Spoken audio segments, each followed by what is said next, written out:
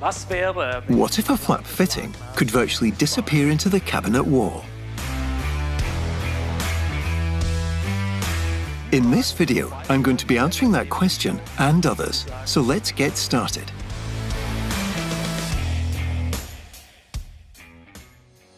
Hello and welcome to another video from here at the Grass Academy. I'm Dominic, and today I'll be presenting you the new Kinvaro T-Slim flap fitting. We're extremely proud that it received the 2020 Red Dot Design Award. As well as being design-oriented, it's also highly efficient and can be integrated into a cabinet almost invisibly. I've already got a model set up to give you an idea of how ingeniously the whole thing fits inside cabinets with a minimum sidewall thickness of 16 millimeters. All we need to do that is a milling depth of just 12 millimeters.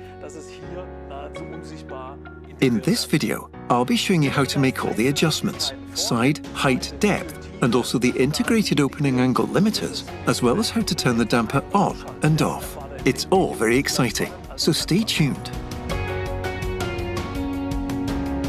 First, we have the assembly instructions that are illustrated.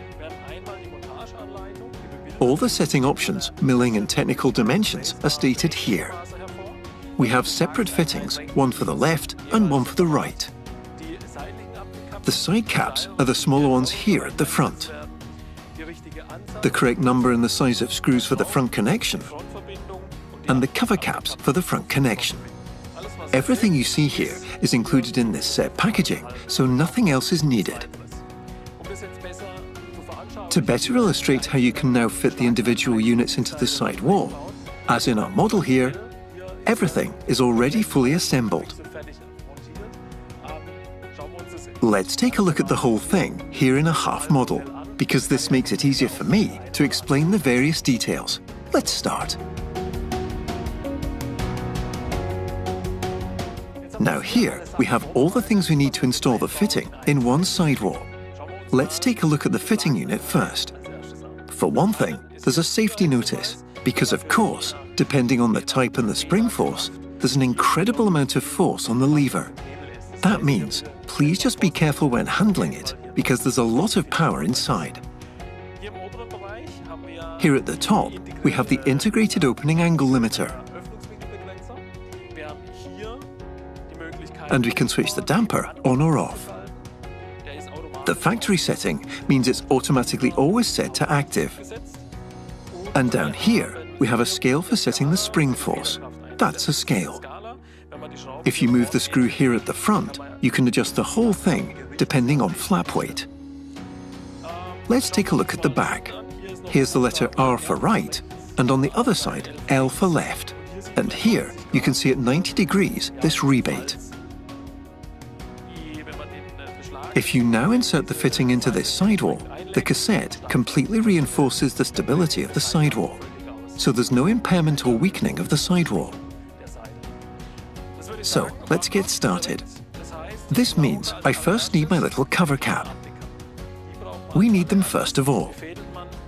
You insert them here, and then click them on. They always have to be fitted first of all, before you push the cassette into the side. Now it's assembled, so I can now insert this cassette directly.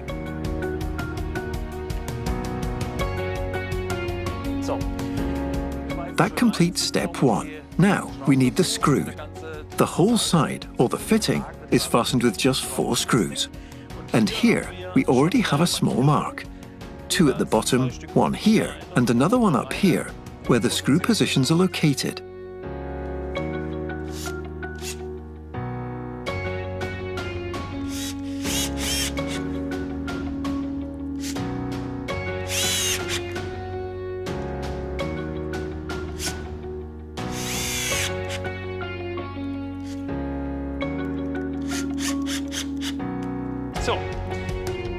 That was the whole thing. The entire fitting is mounted with just 4 screws. And now we can go directly to the front connection.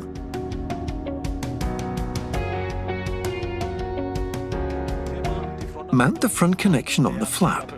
As you can see here, we have 2 differences. One has a red safety clip and one doesn't. That's the right one, and that's the left. The reason for that is we only have to perform the side adjustment on the left side. In the middle, we have a side adjustment screw which is not there on the right side. Why is that? Because this here is a floating connection. That means when I adjust it to the left, the right automatically goes with it. Then, here at the top, we have two arrows on either side, one pointing up and one in the middle. It's also marked up and center. And that's important when we see our front panel lying in here in front of us. We have the cutouts, one left, one right, and we imagine the centerline line in the middle. It's important here that you don't get confused about what's left and what's right, and that the two horizontal arrows point at one another where it says center. Okay? That means I can now fit one here.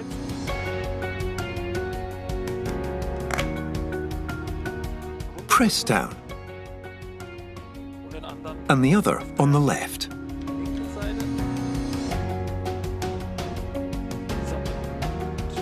And now we can screw them all tight. It's important to check that both arrows are pointing upwards and the horizontal ones are pointing into the center, because it's important not to get confused. Well, then we screw the whole thing down.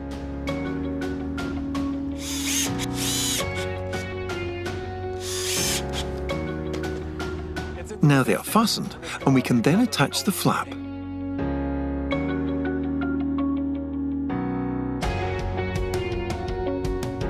Then let's assemble the front. We've got this hook right here to be inserted into the lever arm. There's a hook mark on each side. That just makes it easier for us to find the right place to attach the front. And once we've done that on both sides, we can press the flap down. Then it clicks, which means it's very convenient to attach the front. So that closes. It's okay so far. If you look, the whole thing now lowers. Why is that? Because the lift mechanism or the spring force hasn't been set yet. Before we do that, let's first remove our attachment aid and directly move on to the spring force.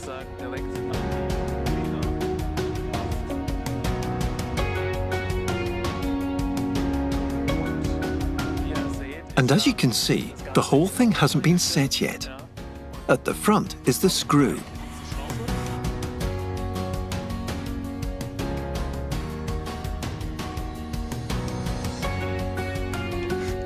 I now do this on both sides. Here in the adjustment area, you can see where the spring moves. You can already see that the spring force has been significantly increased. Then I set the right side too, and I always like to be parallel. When this is in the third field here, it should also be in the third field here. And then we've set the flap so that it stops in every position up to a certain point, and then closes softly. If you now want the flap to close a little faster or slower, you switch the damper on or off.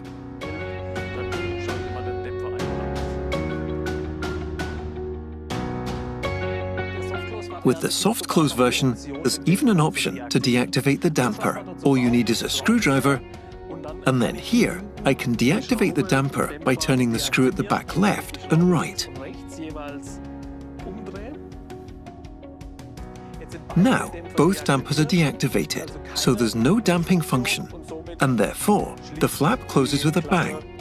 Logically, the dampers are no longer active. I can, of course, switch one side back on again. Then the flap closes again, softly and quickly. When I turn on both sides, I have my normal soft closure again, a little slower. So, with the flick of a wrist, it's very easy to activate or deactivate the damper using a screwdriver. And with the same ease it took to activate and deactivate the damper, you can also activate the integrated opening angle limiter. From an opening angle of 107 degrees, you can limit the whole thing to 75 degrees. And to do that, you take the screwdriver, insert it here into the first screw, angle the flap down a little, and then turn the screw back on both sides. The flap is now limited to 75 degrees. The good thing about it is that even if a handle were mounted here, the flap no longer bumps against the ceiling. Or you can just get to the flap better to close it again. If you want to undo the whole thing again, then you insert the screwdriver again, and then turn the screw forwards on both sides. And so, I have an opening angle of 107 degrees again. Now, let's close the flap, and I'll now show you how to remove it. To unhook the flap, you'll need a small, thin screwdriver. To do this, you put this on the lever arm at the front. Pull the small lever towards you. On the other side, you do the same, and the flap is then simply lifted off upwards. And if the lever arms happen to be inside the cabinet, then I have the solution with the integrated emergency release.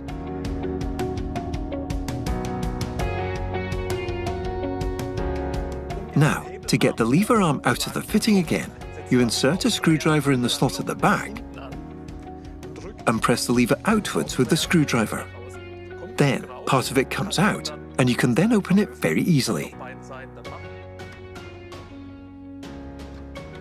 I can do that on both sides, and now we're ready to hook the flap back on. Now we adjust the front three-dimensionally in height and depth, and then side to side.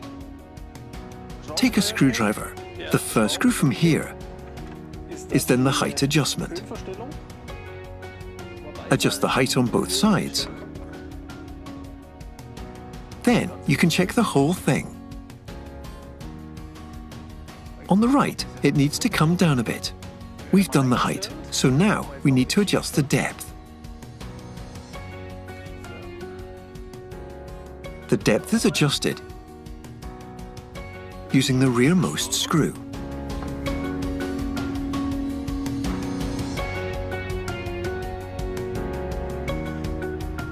That's right. And now for the side adjustment, so that the overlay is the same left and right. Now there's something special here, because that side-to-side adjustment only has to be done on the left. There's no screw on the right. It's a floating connection. That means I only need to turn the screw in the middle right or left, depending on how I want to align this.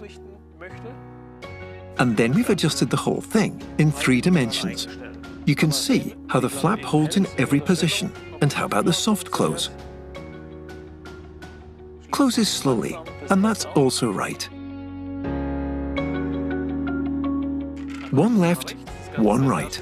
The whole thing is hooked into these 2 fields up here, and then clipped on at the bottom. One left,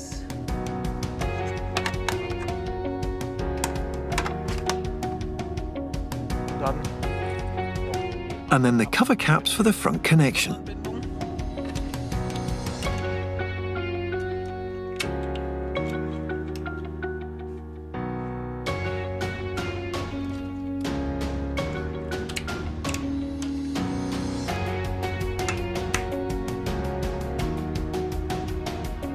And now, the Kinvaro T-Slim flap fitting is completely installed.